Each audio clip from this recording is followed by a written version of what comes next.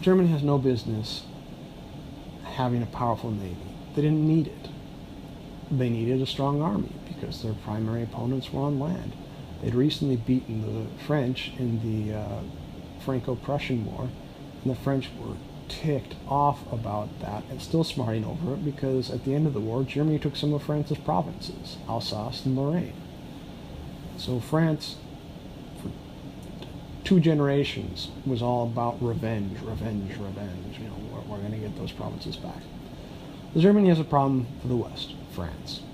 Germany has a problem to the east, Russia. Because even though the Kaiser and the Tsar are related, the two empires have an uneasy relationship at times. So they don't need a navy. Great Britain rules the seas, and Great Britain fights to keep away pirates and fights to keep the sea lanes open. So the German merchant fleet and the German traders can do whatever they want on the seas without having to have a German navy protect them, because the British Navy is patrolling the world's oceans and keeping commerce flowing. If they're going to foot the bill, why do you need a navy? It's kind of like what happens a lot today for the U.S. The U.S. Navy patrols the world's oceans. Everybody else gets the benefit while U.S. taxpayers foot the bill, right? Everyone else gets the benefit of free commerce and relatively few pirates out there and secure sea lanes, but the U.S. taxpayer pays the bill.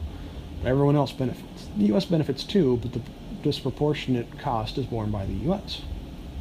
So anyway, why does Germany need a navy? They don't. And this is, in the 1890s and early 1900s.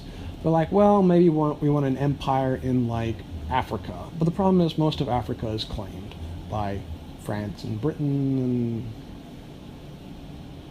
mostly France and Britain. But some, the Dutch and the Belgians as well. So they end up with a few pieces of Africa, but nothing big.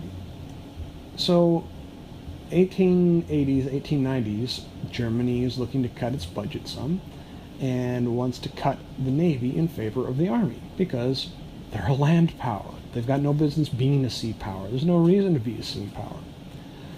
But Admiral Tirpitz, who's in charge of the German Navy, doesn't want his budget cut, obviously. And so he stirs up this idea of what he wants is a small fleet. A small fleet of dreadnoughts, just a few, not a lot, but enough for his budget needs, that, to keep the Navy doing Navy stuff. He doesn't want a Navy to rival Great Britain's. He just wants a few ships.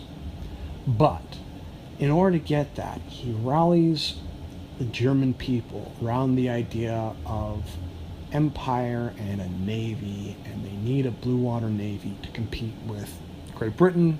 And so he creates navy clubs all over the country, and they do all sorts of, they gin up this whole thing about, we need navy strength, meaning the navy. It's a giant propaganda campaign that hijacks the state apparatus because he wants a small navy. Nothing huge, but enough. The problem is, though, that he does a too good of a job. He oversells it. And the people and the parliament buy into the myths he's selling and end up pushing for a much larger navy than he wanted to begin with. And this becomes a direct threat to Great Britain. And so all of a sudden, Germany, which has no business owning a navy to begin with, because just based on their needs and based on their opportunities, suddenly Germany finds itself building a fleet of dreadnoughts much larger than Tirpitz had secretly wanted. He ginned up this fear to try to get the people to rally around his idea in order to get a narrow budgetary victory. And it turns into the great British-German naval competition of the 1890s and 1900s. And so Britain sees Germany's building dreadnoughts. Britain needs to build more dreadnoughts. That way they can establish, because they are a naval power, they're not a land power. So they need to build a ton of dreadnoughts to counter this sudden and growing threat from Germany. And the British press and the German press both get involved about getting afraid of the other, and suddenly two countries that historically been allies are now competing directly against each other in the naval armaments race. And this set up a lot of the anxiety, a lot of the fear, and a lot of the groundwork that would be necessary to start World War I. Because it used to be that Britain and Germany got along great. But then Tirpitz needs to win a budgetary battle and incites a panic and outpouring of nationalism and patriotism and naval enthusiasm that has nothing to do with the reality of the larger political sphere, of the world political landscape, of anything like that, because he needs this in order to prevent his budget from being cut. But it gets oversold and catches on a life of its own, and suddenly he's now lining up with a fleet that he knows is not enough to beat Great Britain, but is too much to not provoke Great Britain. He wanted something small that wouldn't provoke Great Britain. Instead, he winds up with something too big to not provoke Great Britain, but not big enough. It will never be big enough to beat Great Britain. And instead alienates Britain and alienates Germany from Britain and drives Germany stronger to the arms of the Austro-Hungarians, who at this point in the world political scene are more of a liability than a help, and away from Britain, and Britain into the arms of the French and the Russians. Because Britain used to be really distrustful of the French, and they'd sat out the Franco-Prussian War, and they had fought against France much more recently than they'd ever fought against Germany, and Britain was constantly fighting against Russia. In India and Afghanistan and Crimea, they were constantly fighting the Russians. But suddenly you have the armaments race, and suddenly Britain finds itself driven into the arms of the French and the Russians. And this sets the board for World War I. And there were other contributing factors to World War I.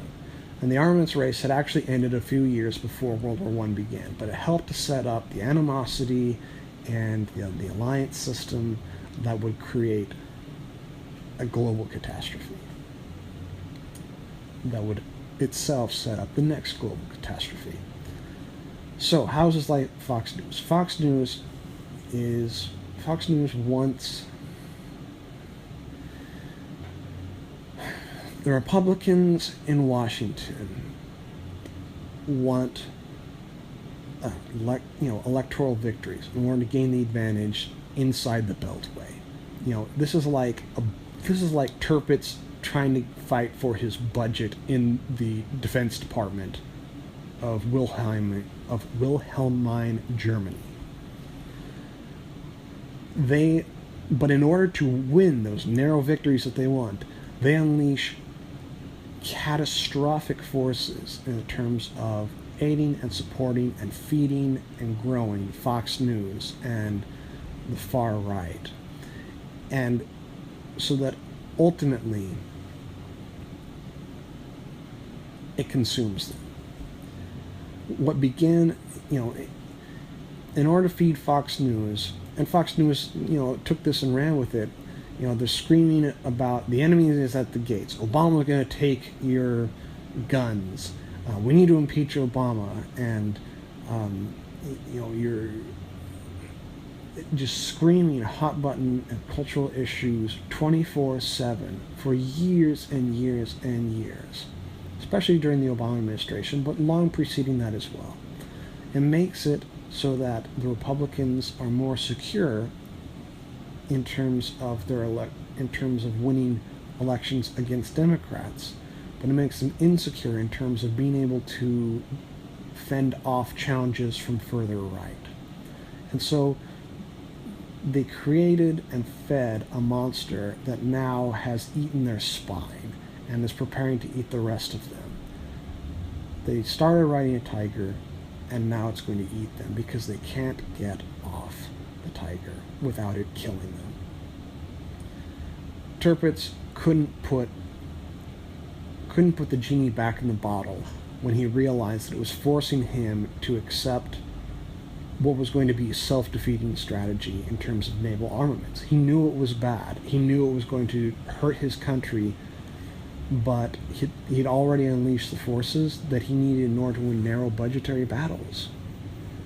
And so now, because of people like Rush Limbaugh, who predate who are more long-lasting than some more recent upstarts like Breitbart, but people like Rush Limbaugh and Steve Bannon and Trump, but especially people like Bill O'Reilly and Sean Hannity and Roger Ailes and Rupert Murdoch.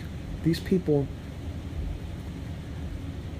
have so screwed up the culture and the political process that compromise is no longer possible.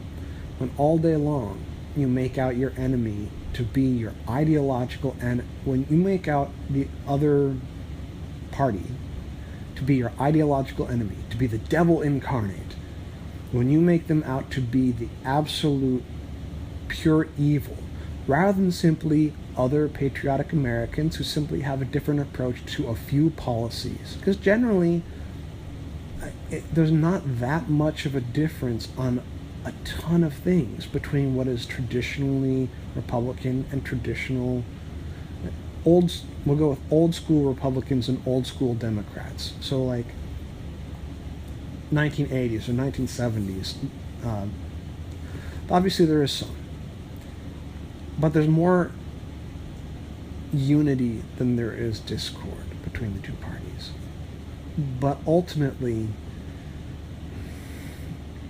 when you constantly make out the other side to be evil incarnate, it makes it impossible to compromise with them. So then, if you ever do say, we need to pass some bipartisan legislation on healthcare, or taxes, or education, or infrastructure, or did I mention taxes? I probably already mentioned taxes. That becomes impossible. To compromise is a dirty word. Instead, it is partisan purity and tribalism. And so, as a result, if you have a pedophile who wins the nomination, he's going to win the election, because for 20 years you've had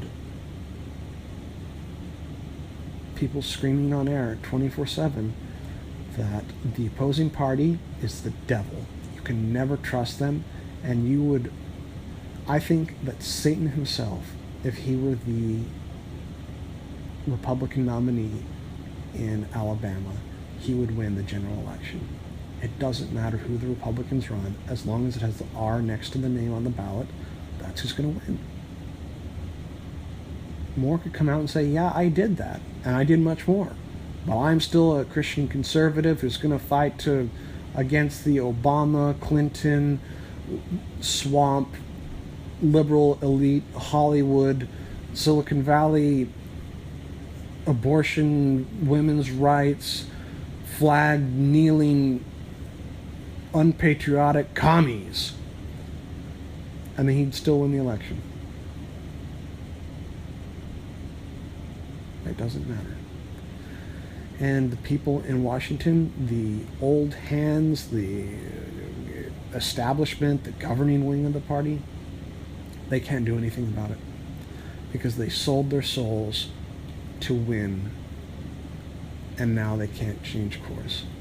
They sold their souls to Fox News, to Breitbart, to the alt-right,